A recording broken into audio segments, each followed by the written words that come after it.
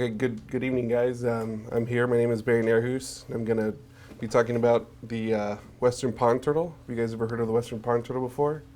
Yeah. Yeah? Okay, great. It's the only native freshwater turtle in California. And the talk is pretty much going to be on a study that I did for a master's degree at Cal State Long Beach and general natural history. But there'll be specific project stuff and some data collection that I have from a marsh by UC Irvine. And kind of the format of this is pretty open. If you guys have questions on a slide or something I say, feel free to raise your hand and, for discussion throughout the talk, because it's harder to go back at the end. So anyway, the title of this is the Movements, Habitat Use, and Population Assessment of the Western Pond Turtle in the Southern California Seasonal Marsh. So the western pond turtle, being our only native freshwater turtle, is in decline, mainly because of habitat loss. We've lost 90% of our wetlands in California. Some estimates in Southern California is up to 97%. There's a problem because most of the populations are unknown. And we know that they're declining because the habitat is declining, but we really don't know how many populations are left, if the populations are doing well, where they exist.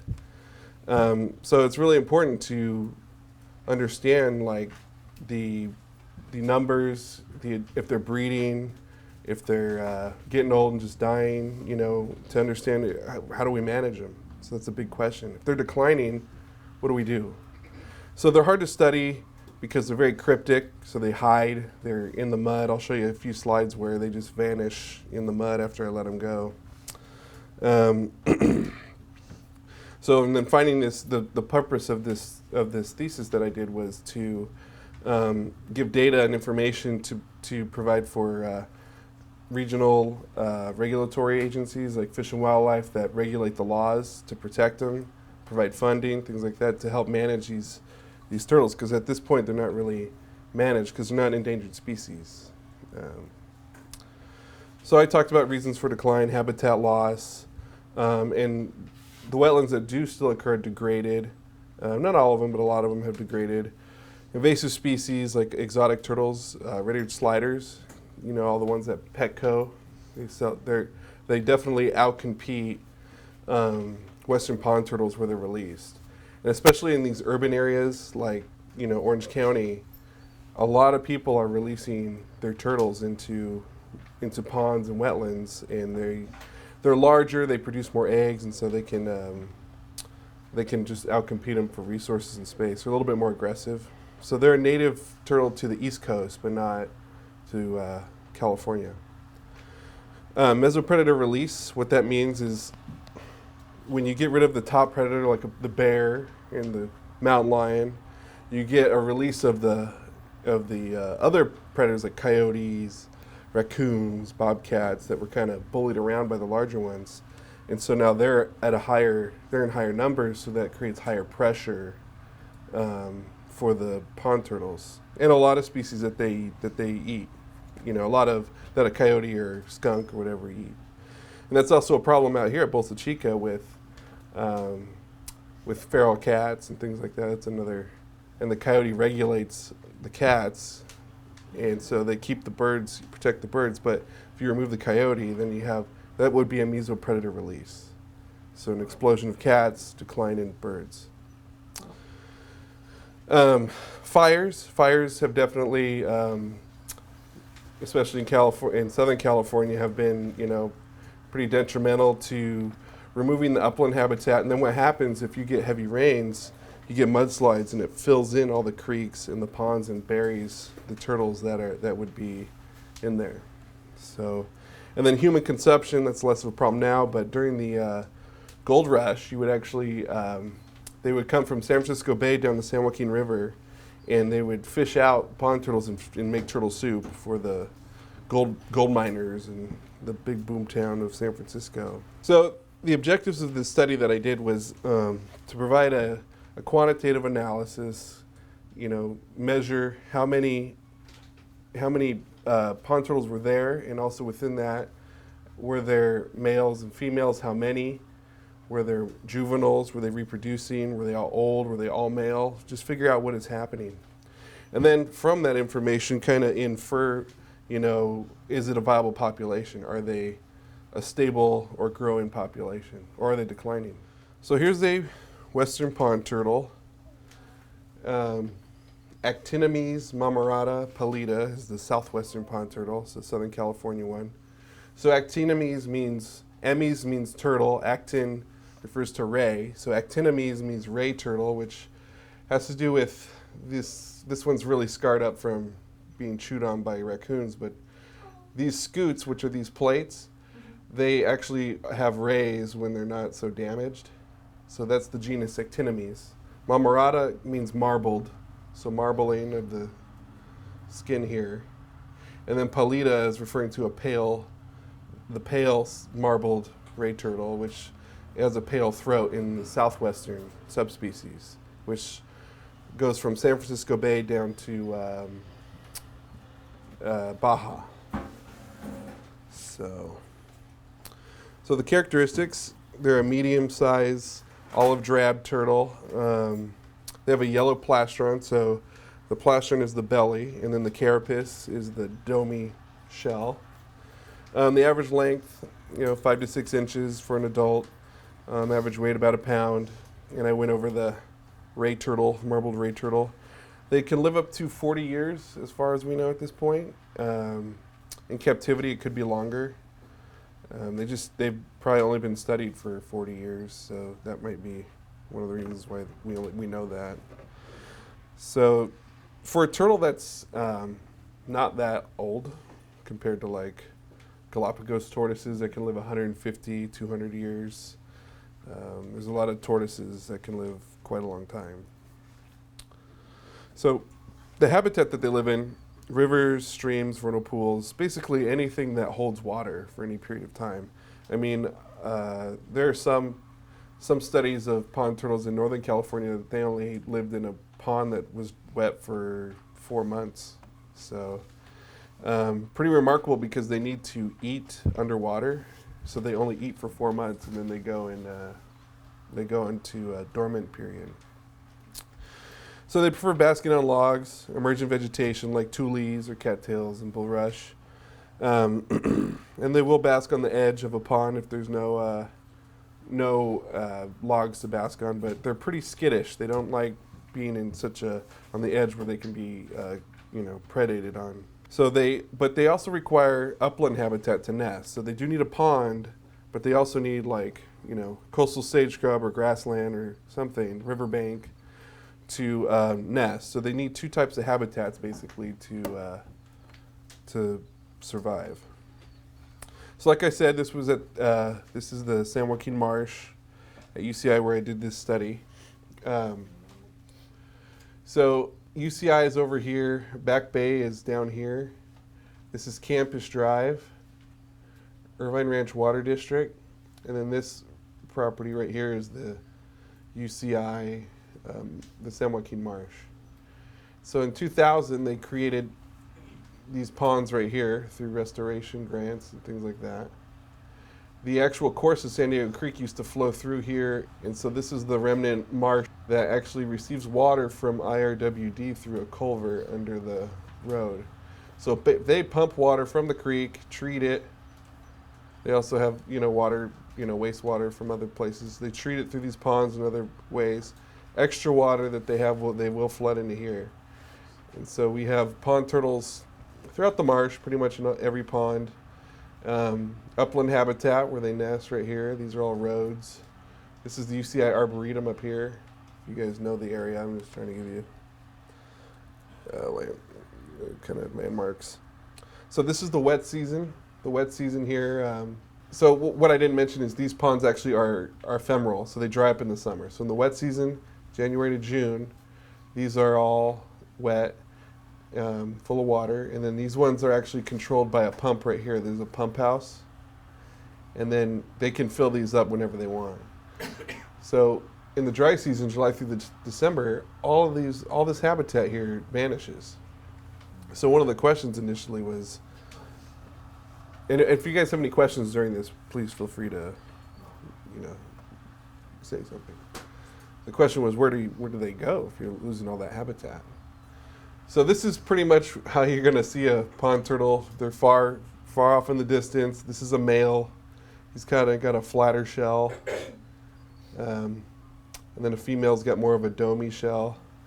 You can tell because they have they have more of a domey shell because they got to actually store the eggs and everything. And they're a little bit bigger than males, generally speaking. So that's what you would see in a basking turtle, typically in the morning, mid-morning. But I'll show you this picture. This was taken at Point Magoo in a salt marsh of how cryptic they really are, and they hide in the mud. So I released this male after doing some measurements and stuff in a saltwater creek, actually. And then I let him go, and then he just vanishes under the water. Like, he's right there, but you'll never know. Sometimes I walk in the marsh and I step, and I'm like, is that a turtle or is that a rock? You know, like, they just like bury them like really deep, you know? Does it hurt them to step on them? Probably not, no. Well, in the mud, no. If it was like, if it was on asphalt, yeah, probably. Emotionally, definitely, either way, yeah. No one likes to step. No, right, yeah. Don't tread on me, so. So the methods for this study, I followed them around with telemetry. These are transmitters. Telemetry basically, you find a location through radio signal and triangulation of that signal. So I attached transmitters to them and followed them around throughout the marsh. This is a receiver. This is actually how you would pick up the signals to find the location. Which is the range for the antenna? The range? Yeah. Yeah, so these ones here was about 1 kilometer. So maybe 2/3 of a mile, a little bit over half a mile. But they're, the marsh isn't that big. It's like 202 acres, so you could get around it.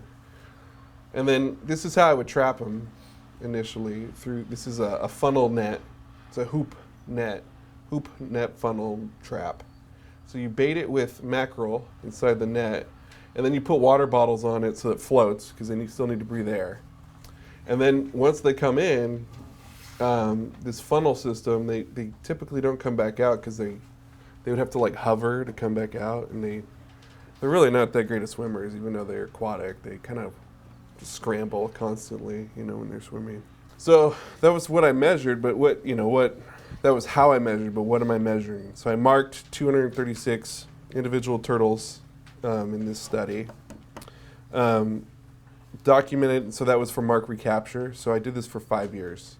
So over 5 years, you can do statistics. If you recapture them again and again and again and again, you can estimate through maximum likelihood analyses to estimate the population. So I documented distances from nest locations to the ponds and estivation sites from the aquatic habitat. So that estivation is basically summer dormancy. So there's hibernation, like the bear, and they hibernate is in the winter and they metabolically shut down. And estivation is more in the summer, which typically because it's too hot or too dry, like a frog or a desert tortoise. So technically these guys don't hibernate though, they overwinter. So I mean, how many times have you guys been going to Christmas and it's 80 degrees, so they come out and bask in any month of the year. How long does it take this hibernation? Well, these ones don't hibernate. Estivate? Yeah, this like dorm period or whatever. Yeah. So they can go for 9 months. And that time they're not eating or doing anything. They're just sitting there. So yeah. Yeah. So I documented how far away they went from the pond to estivate or to nest. So then you throw the traps in the water and you leave them 4 nights and you check them every morning. So I'd set them in the evening, a little bit before this time, and then I would check them about 7, 8 in the morning, and this is kind of what you would get. So you get all these pond turtles here, and then you would also get a lot of invasive species. So these are all clawed frogs, and these are a couple catfish that I caught here. So clod frogs are an invasive frog native to southern Africa. They were introduced here for birth control in the 50s, 60s, something like that. And basically, you could drop urine on them, on a female, and they'll release eggs if you're pregnant. Pregnancy test. Pregnancy test. That's what it was. Pregnancy test. Close. Yeah, I'm looking at you, Chuck, for answers. So, so these are they're non-native. There has never been any documentation that they've eaten baby pond turtles or anything, but there is something in there that they didn't evolve with. So, it is possible that they're impacting the environment somehow. Yeah. Yes. What was the name of the frogs in? The what?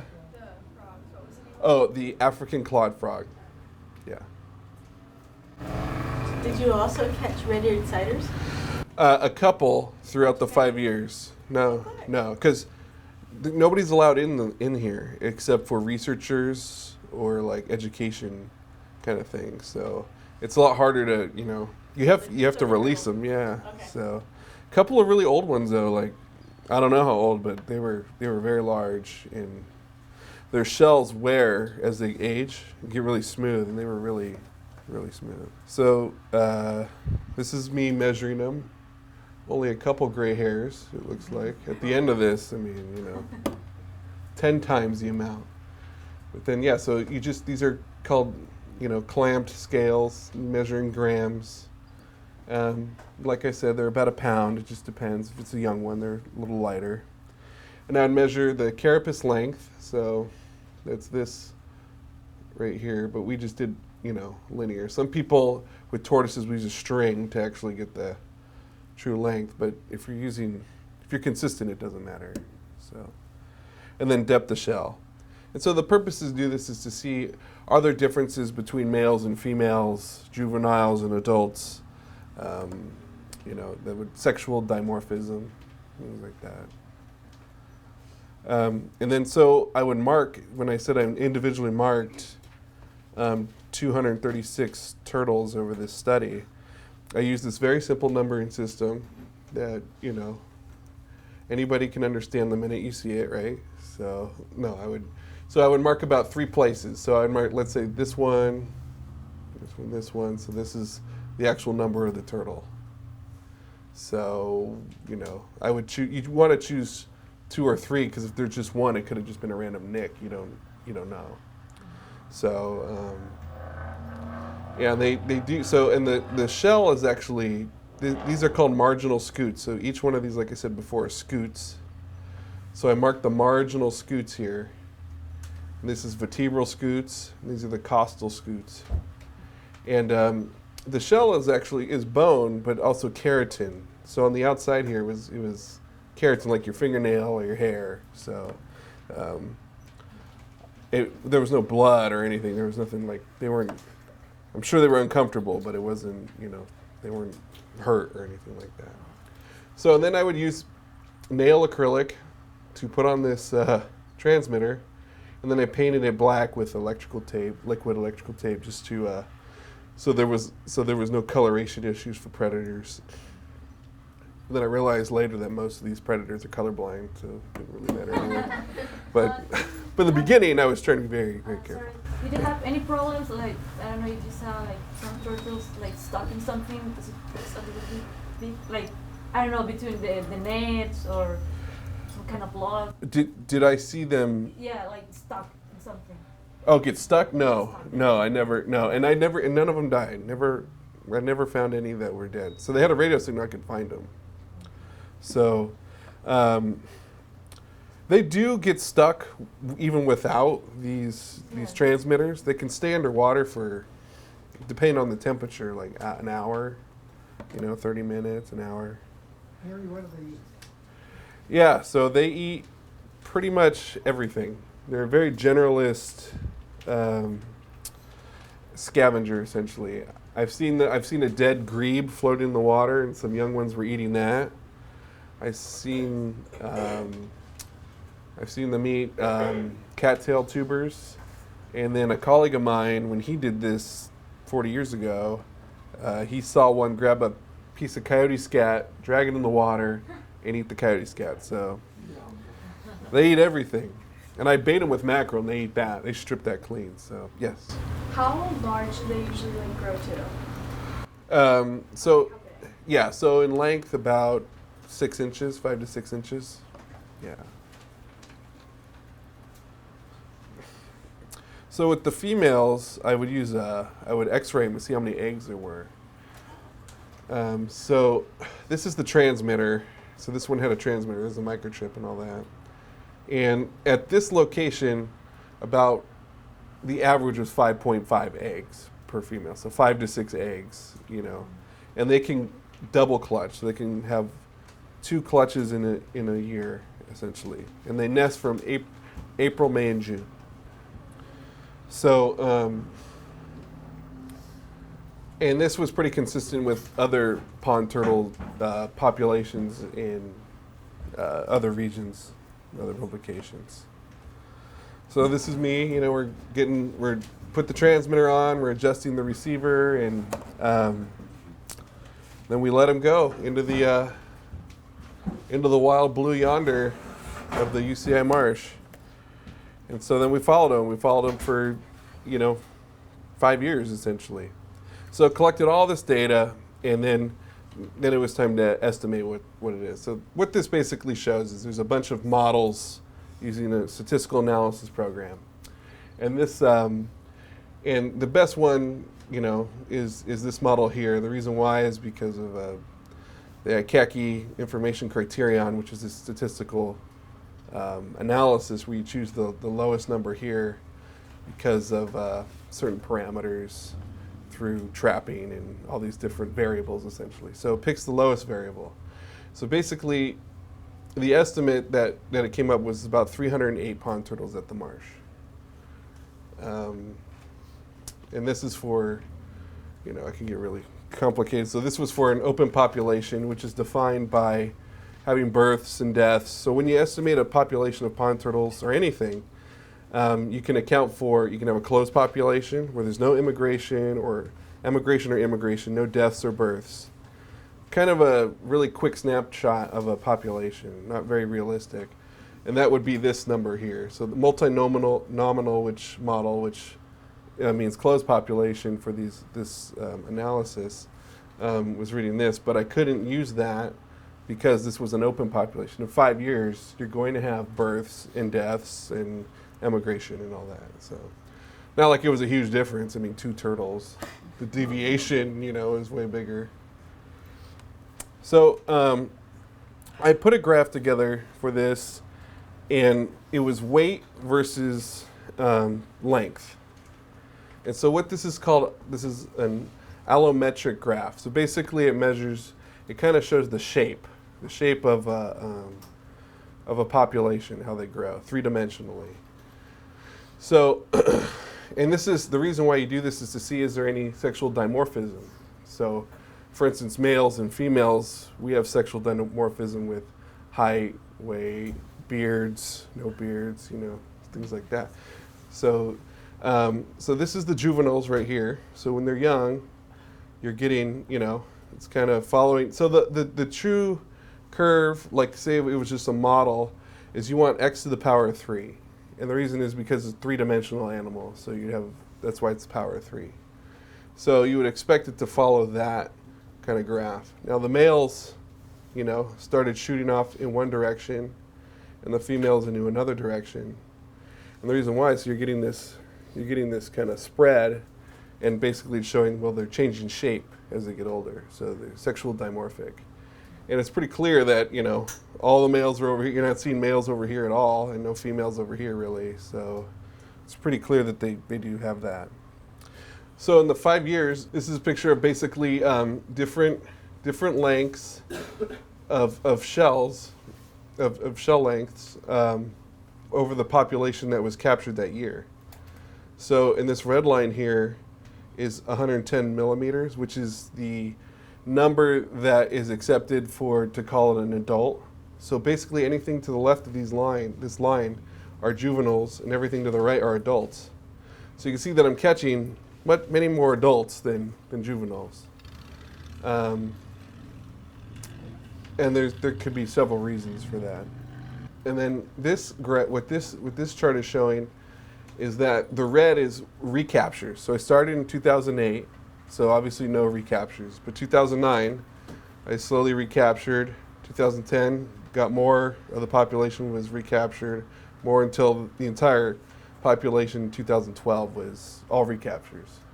So what that means is I was basically catching every pond turtle there was in the marsh, essentially, or I had in the past. And you would expect that these would be new because they're being born, and they're growing into the population here. So this would be all expected to always be blue. So this was the percentage recapture over time. So this is the rate of change, which is about 18. So about 18% increase each year for recaptures. So and this tells you a total. This was 400. I caught 465 turtles, including every turtle I caught recaptured, 465 of them. And out of those, 185 were juveniles, 107 were males. Females I recaptured a lot. They tend to not move that much for so many reasons. So this graph is showing CPEU, which is capture per unit effort. So how many turtles did I catch every time that I put traps in? So I put about 30 traps in for 4 nights. That was a trapping effort. So you can see that all this is showing is that the more trapping I do, the more turtles I catch. So it's that's good. And then what this is showing, the mean over the years, is I pretty much caught the same amount every year. So the reason why you would want to check this if you were ever doing a study is there's something called trap shyness. They can eventually learn, like, I'm not going in that trap, I've been here before, So this is kind of inferring that there's not really trap shyness going on, that you can use this method and continue trapping year after year after year. So this graph shows the amount of turtles that actually moved to different ponds, because there was this thought, like, with telemetry, they really weren't moving. I wasn't getting good signal. It's actually hard to pick them up underwater, the radio signals and everything. And so I thought they were all in the same pond at all the time. So then I looked at the trapping effort over 5 years, and they actually do move, but it's just like once a year. Well, I was checking every day for telemetry, so it was a lot more effort, but not really catching it much. So this is a pond turtle nesting. They climb up into coastal sage scrub or grassland or a river bank, and they basically excavate with their hind legs a hole about 3-4 inches deep. Then they lay the 5 to 6 eggs, and then they cover it back up, and they release water on top of it, and then it kind of covers into a muddy cap. So and then they go back to the pond. They leave the nest there for 100 days, and the turtles hatch and they come out. So usually after a rain. They may sit in the nest. It just depends on what's happening. So there's pretty much zero parental care for pond turtles. They just lay their eggs and go. So, but really critical to have this nesting habitat. And if you don't have it, you're not going to get reproduction. If you don't have reproduction, you're not going to have, a population over time. So this chart just kind of has a lot going on here. These are basically distances that they travel to go nest. So the maximum distance was 457 meters. About a quarter mile is how far they would go from a pond to a nest, which is quite a long ways. For if you're this big and you can see this far off the ground and you walked a quarter mile through brushes. Do you think this is because the area where they live is like they have like artificial barriers or something that like stop them to move like farther, or? Not this spot. No. Here, I'll show you right here. So these are pretty much just roads. So this is the marsh area with all the ponds and everything. And these roads they can walk on. Like you find them on the roads and stuff sometimes. And they would walk through shrubs and thick vegetation and everything. There's no real like a brick wall or a road. For this site there isn't. But turtles definitely have those issues in other places, like a road that they have to cross or something and they get hit. They just don't want to move, like they stay in the same ponds most of the time. Most of the time, yeah.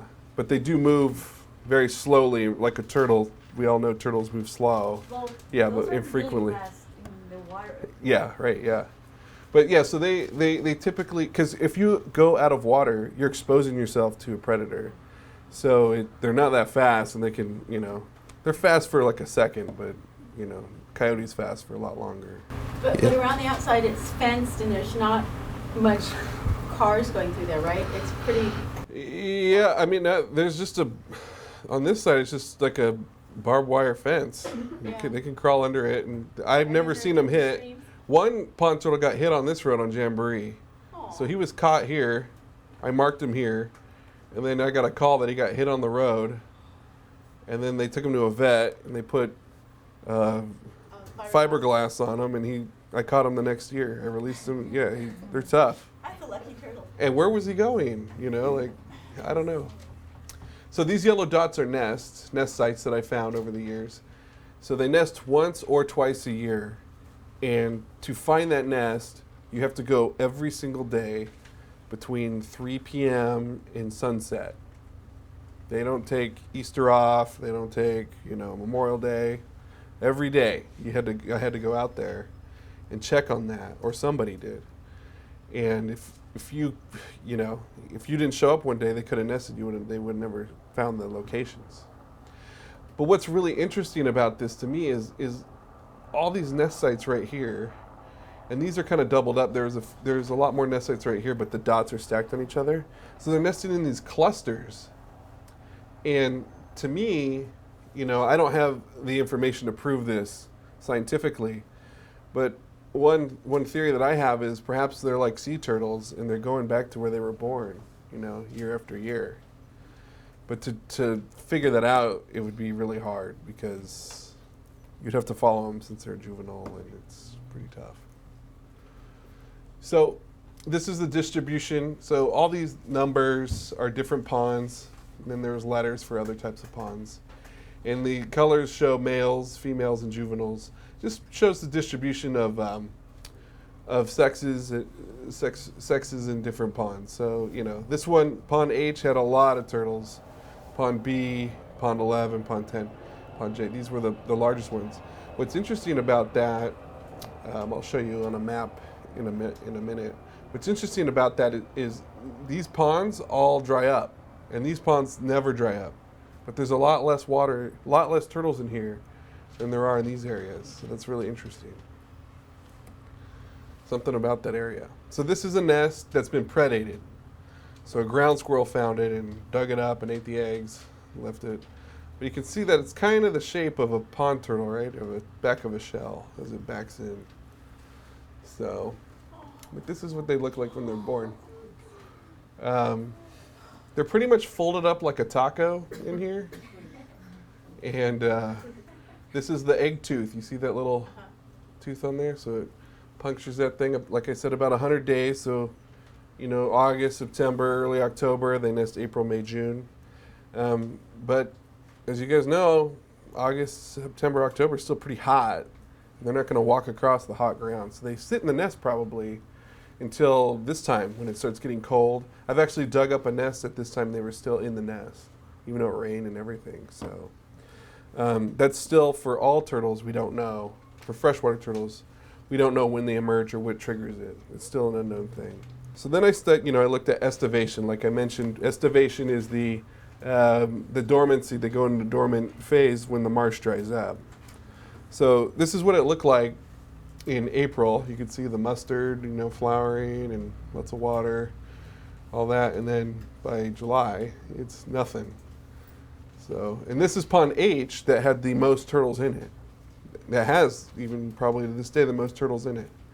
But every year it dries up to that level for 6 to 8 months. So one of the questions was, we're catching all these turtles. Where the heck do they go? We didn't know. But with those transmitters, we figured out that they're pretty much just going into vegetation in the shade in a very kind of stable climate. You know, when you actually find them, it's pretty cool in there. It's not hot, like, because if you're in August, it's pretty hot, but they're staying in areas that are pretty cool and stable so that their temperature doesn't fluctuate too much. So, so the summary of this study was what I found out in terms of information. About 308 turtles. The sex ratio was 1-to-1, so for every female you had one male, which is what you want. The human population of the Earth is about 1-to-1. The juvenile to adult sex ratio is 1-to-1, so what I captured. So there's 5 that hatch. You know, so you would think there'd be, for 2 adults, there would be 5 hatchlings, but clearly it's not that level. They're getting eaten by all sorts of things. I caught essentially 5 turtles per each trapping effort. So if I went out for 4 days. Which length did you choose to start like marking to put on the transmitters? Like. Yeah, they were all adults.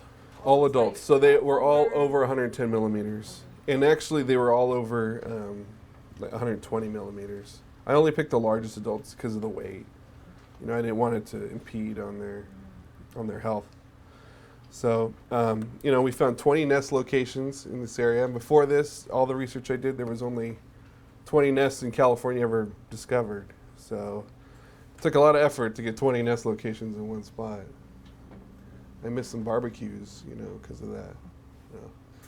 And then, you know, 9 turtles we found were actually estivating in drought conditions. So I only had, you know, some of the transmitters failed and things like that. But it's telling you that that there was plenty of water in other places, but they would prefer to stay in the dry areas and not eat. It's safer, I guess. So there's a couple of reasons why they estimate drought and then temperature too. It would be mainly drought because the water, or if the water's too hot, which would mean it's too shallow probably. So it would still be a drought condition. But if there's water, they tend to stay in the water. Ones that were in permanent ponds didn't leave to estivate. And I did a study on Point Mugu, same thing. One estivated out of 10. So it was, and I can't tell you why. They just feel like it. So this slide, I looked for all the population estimates that we could find in Southern California. So this is the one I did in UCI Marsh, 2015. Camp Pendleton, 119. Chino Hills State Park in Chino, 51. San Diego River, 146. 84, this is in Irvine. 25 in the Mojave River in 16. But look, this one might be gone because there was a huge flood that could have wiped them out. So these 2 could be gone. These require pumping. This area burns, so we don't know how many are there. And this one also. Cocklebur is pretty stable, and this requires pumping. So out of all of these, the only one that nothing has happened to is Cocklebur with 119. So that's a lot of stuff happening to these populations, and they're not like these massive populations either. I mean, Irvine, you know, which is a very urbanized area, is reporting the largest population in Southern California, which, you know, is kind of it could mean 2 things: alarming that there's not large populations, or they're not being studied. So more information is needed to determine all that. Sorry, there is Yep. no current research about the structure of the population. I mean, because maybe the abundance is good, but I don't know, maybe the population structure is not doing very well. Yeah, right. So I'll show you this right now. Actually, you're one slide ahead of me. So at the marsh, at the UCI Marsh, you know, we got, remember, 1-to-1 juveniles, pretty healthy. You know, we're getting a lot of adults, so you got to have a lot of females to lay a lot of eggs. They're the most important, and then we're getting a lot of juveniles here, so that's good. So like I had alluded to a few times, I did a study at Point Mugu, and this is what their distribution is. all adults, a couple small ones. These were adults, actually, even though because they were old. So basically all adults, no juveniles. So when they're born, they're about 25 millimeters. I'm just not catching them. They're too small. They use different habitat. But look at this. Look at this. It's like, oh, yeah, we got pond turtles here. Yeah, there's a lot. Look at all of them. We got 30. But we don't. They're all old. It's, it's a retirement community, essentially. Do they have any females? Yes. And they did nest. Because I did the same study. And they nested. This is in a salt marsh, salt creeks. So this is really interesting stuff. Like, this could be happening all over all over California, And I hear a lot of things. Oh, there's pond turtles here and there's pond turtles here, and it's like, well, they're, we're kind of getting. They live 40 years, which I mentioned, right? So if they live 40 years in pretty much 1980s, 1985, we say. My brother was born in 1985. He's 31, so. The ones that were born then, they're getting old, and that was when the massive changes happened in Southern California about. So that's why these are all old, and they're not reproducing because everything changed. So we have to find ways to manage these better. The importance for conservation, which I was just talking about, is, we need to get these estimates. Wherever there's pond turtles, we need to figure out what's happening with them. Because in knowing the demography, like you were saying, is really critical, because even if you say, oh, there's lots of them, well, it doesn't matter. If there's no juveniles, then they will go extinct. That population is going to go extinct if there's no recruitment. So we can just watch. They'll just, every year, one will die or something, and it'll go to zero eventually. Yeah, are they exposed? I mean, can people accidentally step on them, or there are impacts over there. I'll show you. They get mowed. I'll show you. But like I said, they got hit by a car and it survived. I mean, one thing that's more important is what I was mentioning here, is that this actually goes all the way to 25 when they're born, when they're hatched. And I don't get this. And the reason why is because they're not using the habitat that I am trapping in, is what it is. They're just not there.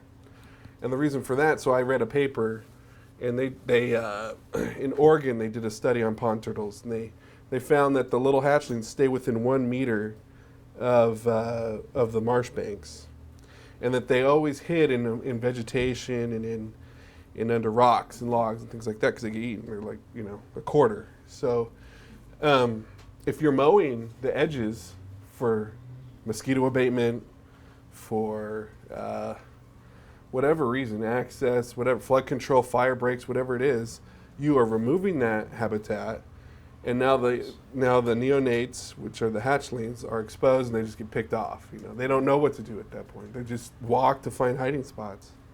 So, like, if there's a ditch and you see adults, highly unlikely you're going to find a juvenile, that made it. So, Does anyone really want to change their behavior to have turtles? Because they only leave a meter. Yeah, so it's the Navy, and they are required and want to manage for the natural resources they have. The problem over there is it's all along the flight line, the runway. So they are scared of bird strikes, I mean, I think it's a 2,000-acre marsh. There's birds everywhere anyway, I just think, we just need to do some management. They didn't know. I mean, nobody knew. That was the thing. Nobody knew this stuff, I kind of pulled it together from that Oregon study, and I'm like, well, heck, we mow and do all that stuff down here for so many reasons. So the conclusions of what we need to do next, is basically, I guess the question would be, if I have a pond or there's a pond, how do we manage for it?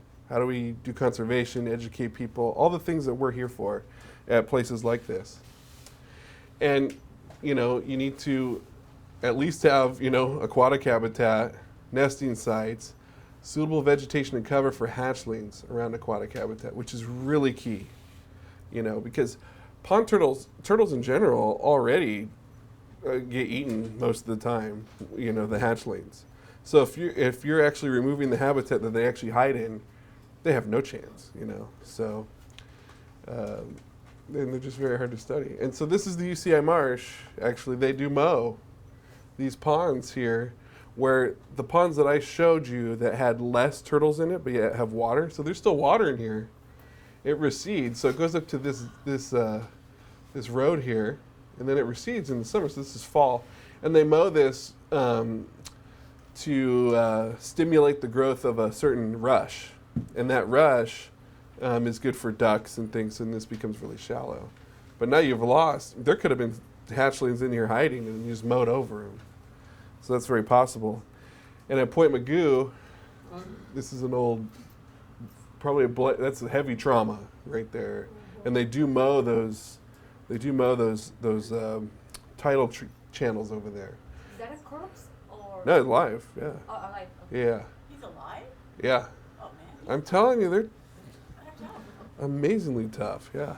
Yes. Are they pretty, like the young ones, are they pretty smart to fend for themselves if they're left like by themselves? Yeah, so they're completely independent from the moment they hatch. So there is zero care. The mother walks away after she lays the eggs, and they're on their own.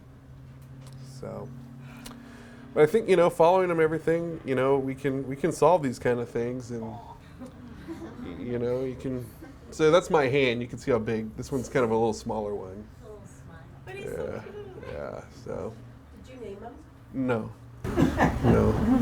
So did you have one that you caught over and over and over? Yeah, several. Yeah, every year. Several of them every year. So that's pretty much the end of the presentation. Thank you.